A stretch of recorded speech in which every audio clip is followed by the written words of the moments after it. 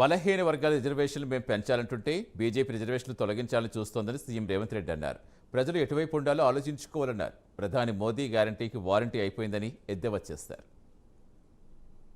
రిజర్వేషన్లు మేము పెంచాలంటున్నాం, కానీ నరేంద్ర మోడీ రాజ్యాంగాన్ని మార్చి ఎస్సీ ఎస్టీ బీసీ రిజర్వేషన్లు రద్దు చేస్తా అంటున్నాడు. నువ్వు బీసీల రిజర్వేషన్లు, ఎస్సీల రిజర్వేషన్లు, ఎస్టీల రిజర్వేషన్లు రద్దు చేసే నరేంద్ర మోడీ దిక్కుంటావా? ఇవాళ ఎస్సీ ఎస్టీ బీసీ రిజర్వేషన్లు పెంచాలని కాంగ్రెస్ వైపు ఉంటావా? నువ్వు చెప్పు రాజేందర్. ఇవాళ నువ్వు నీ పదవి తప్ప, నీ పైసలు తప్ప, నీ పరపతి తప్ప తెలంగాణ ప్రజలు నీకు పట్టరు రాజేందర్. అందుకే మిత్రులారా, ఈ రాజేందర్ ఎవరో కాదు.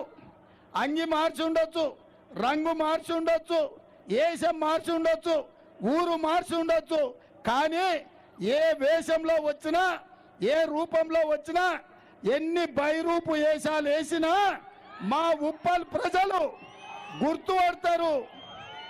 దూరంగా ఉండంగానే చూడంగానే గుర్తుపడతారు.